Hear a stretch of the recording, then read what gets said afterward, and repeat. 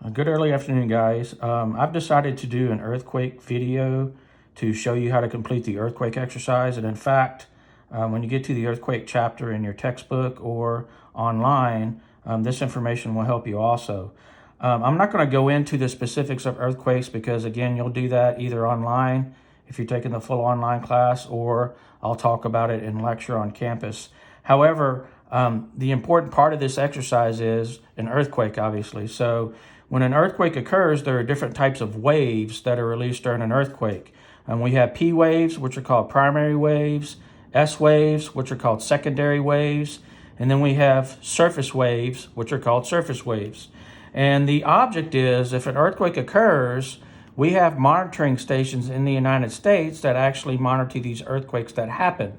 So, for example, in this exercise right here, you're asked numerous questions about this seismogram. And the idea behind this seismogram is some earthquake occurred randomly somewhere, and the seismic waves reached a seismic station that recorded these earthquake waves, so that eventually we have what is called a seismogram being produced. And you can see right here on the seismogram, they're pointing out the P waves, which arrive first. They're called primary, first waves. They're the fastest waves that are released during an earthquake. You have the S waves, which are secondary waves.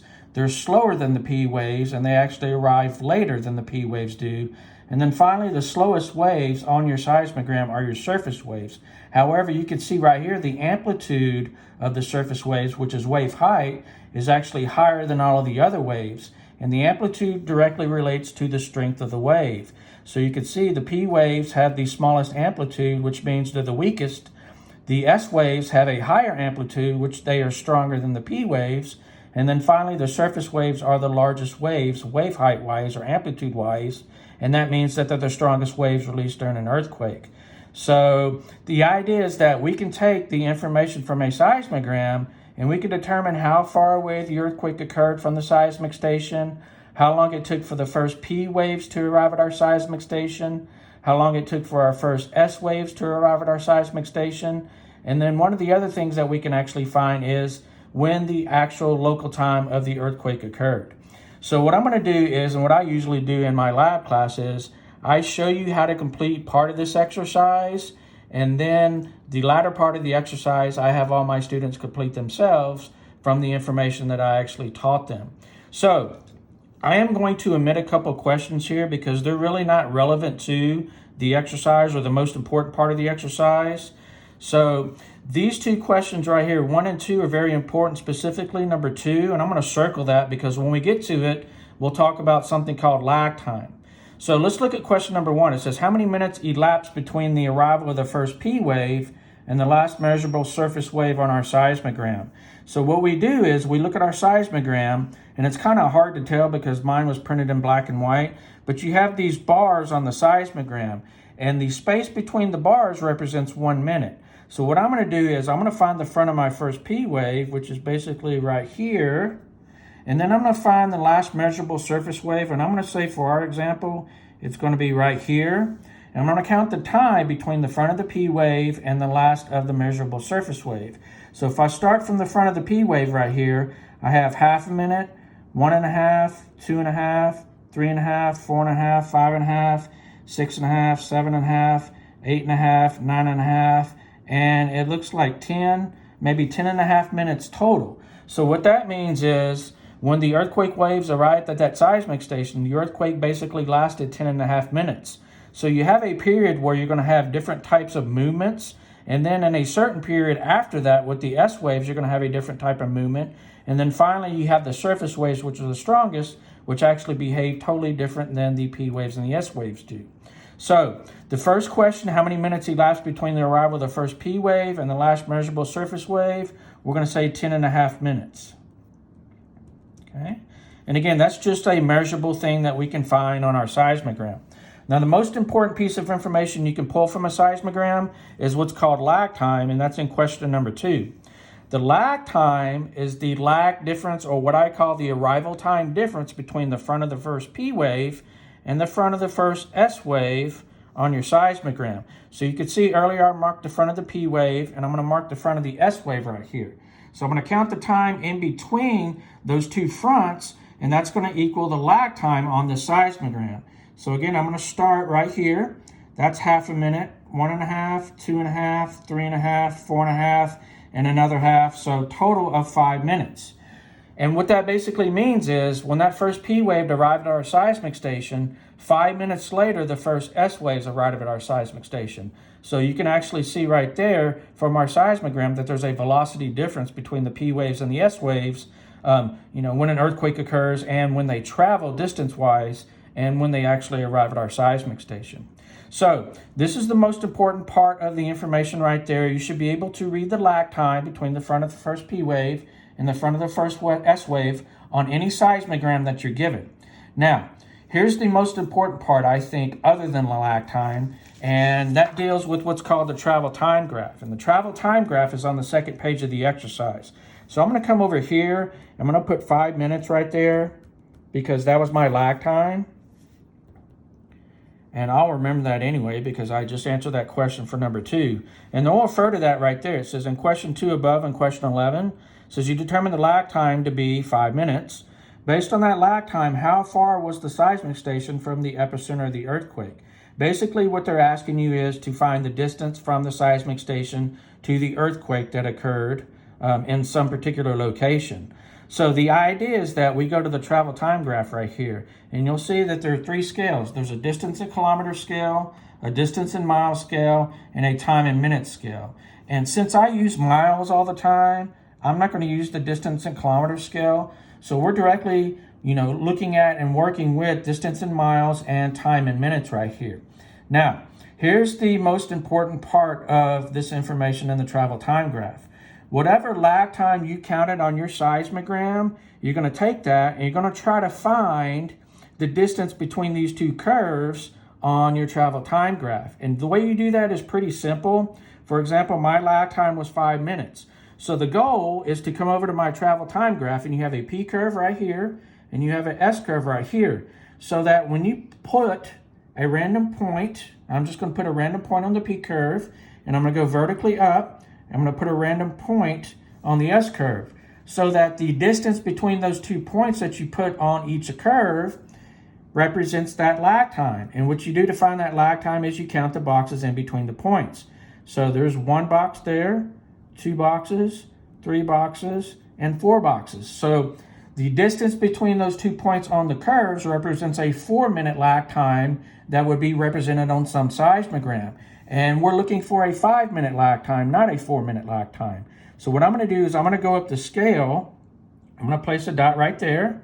And again, vertically, a dot right there, 1 on each curve. So that again, when I count the boxes in between those 2 dots, it should equal that lag time that I found on my seismogram.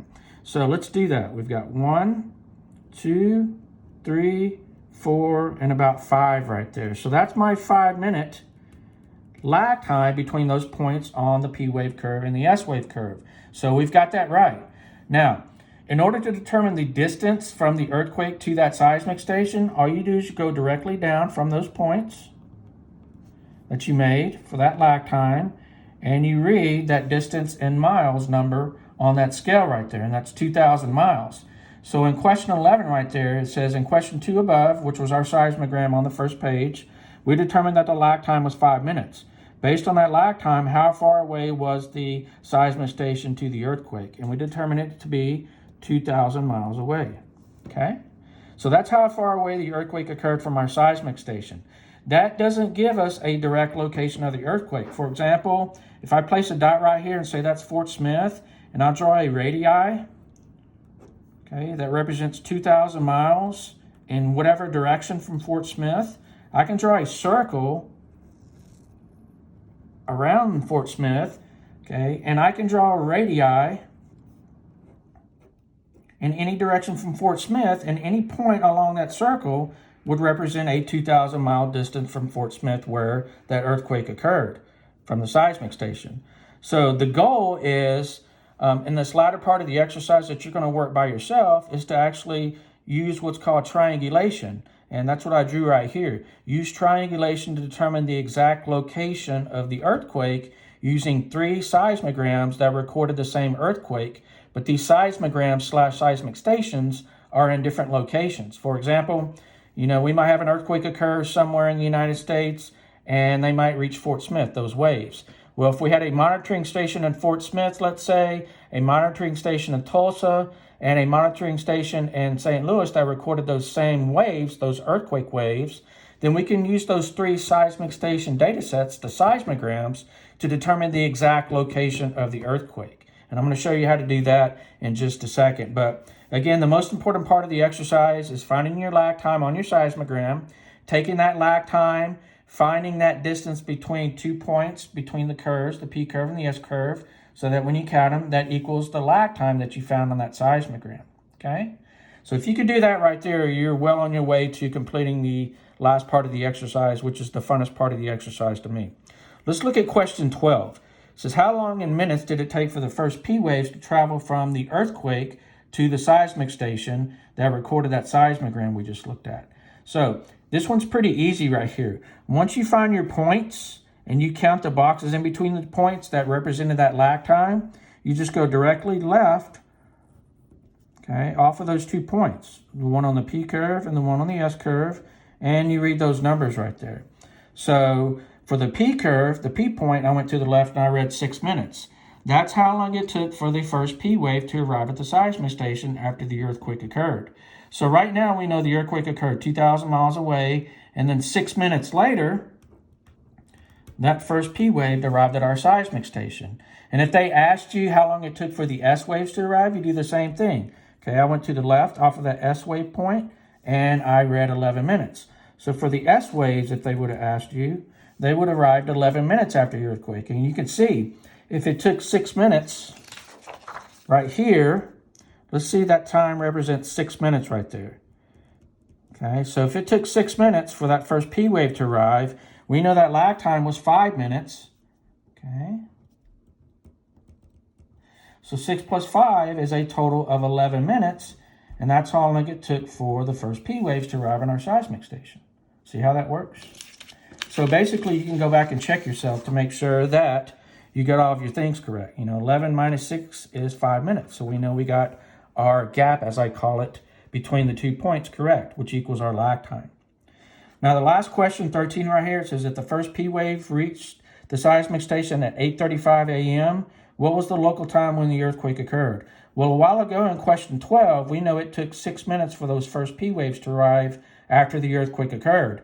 So if they arrived at our seismic station at 8:35 a.m., all we have to do is subtract 6 minutes from that time, which is what, 8:29 a.m.? And that'll give us the local time that the earthquake occurred. Now, again, if this earthquake occurred 2,000 miles away, it could be in a different time zone. But that doesn't matter. We're just doing our local time. We can always, figure out what time zone it was actually in and compensate for that. But this right here, most important part of the exercise, along with finding the lag time on the seismogram, this right here, and this right here. So these 3 questions right here will allow you to work the rest of the exercise and complete it using triangulation, which I'm fixing to show you in a minute.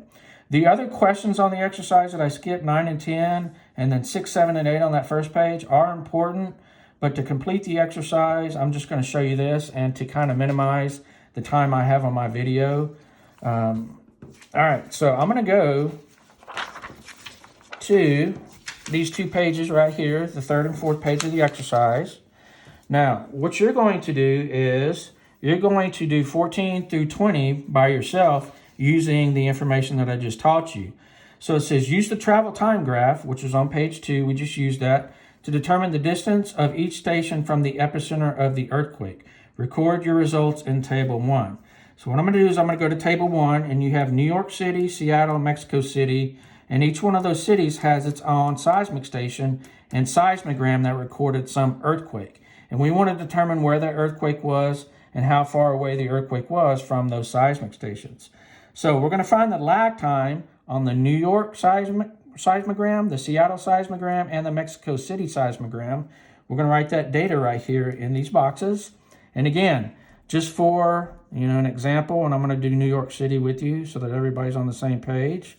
Here's the front of the first P wave, the front of the first S wave. So I'm going to count the time, 1 minute, 2 minutes, 3 minutes, 4 minutes, 5 minutes, and it looks like a half a minute right there. So it would be 5.5 minutes for the lag time for New York. You're going to do that for Seattle.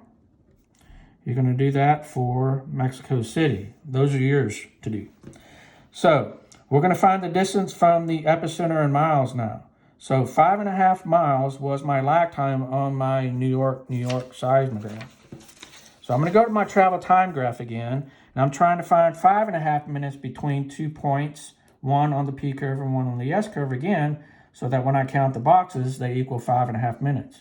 So for our purpose, we already know that 5 minutes was right here. So I'm going to go up the curve, and let's see. I'm going to put a point right here, and put a point right here, and it might not be exact. So that's 1, 2, 3, 4, 5, and let's say that's a half. That's 5.5 minutes. So I'm going to go down, and I'm going to read about, I don't know, it looks like 2,100, 2,200 miles. So I'm going to put 2,200 miles right there.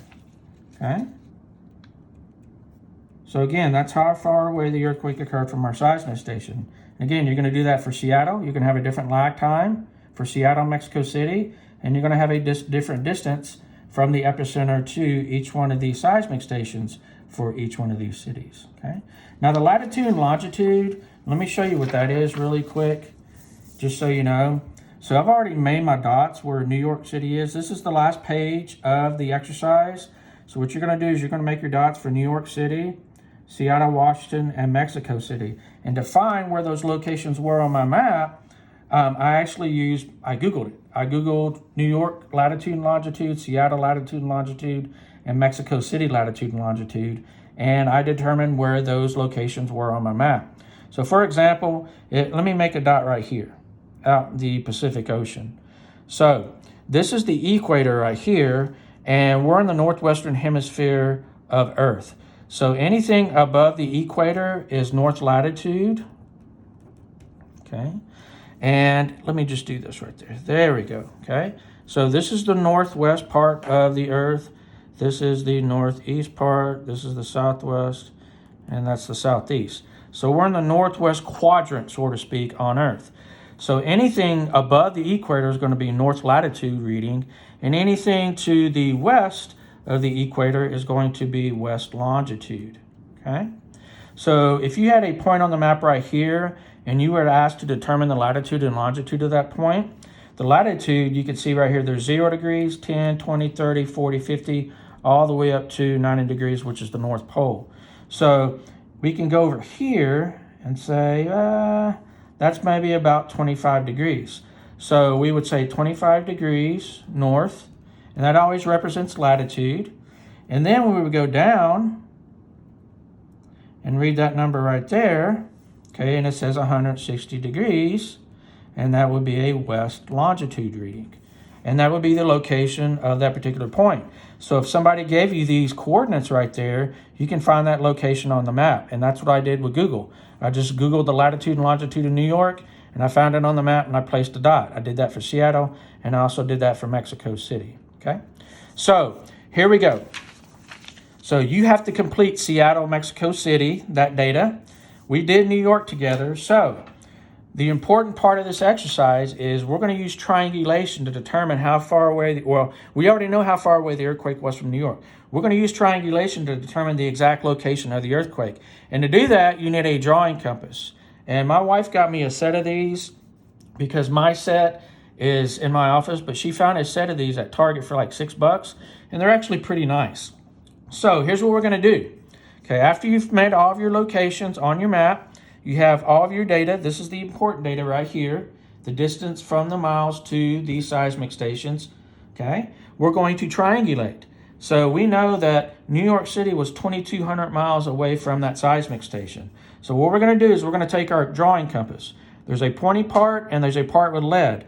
I'm going to put the pointy part at 0, and I'm going to stretch it out to 2,200 miles on this particular graph right here. So you can see this goes from 0 to 6,000. That's your scale in miles. Okay, this right here is 2,000. That's 2,500. That's 3,000. So I'm looking for basically 2,200 miles. So let's say for our purposes, that's 2,200 miles right there, okay? So that distance right there on my compass represents 2,200 miles on my scale. So I'm going to take my compass and I'm going to place the pointy part at New York where I put it on my map. And I'm going to draw a circle around New York City, okay? All right, does that make sense to you? All right, so you're going to do that for all three circles. And the intersection of all three circles should actually be the exact location of your earthquake. Now, if you do your circles, if they're off a little bit or your numbers are off a little bit, say, then your circles might not intersect exactly in the right location.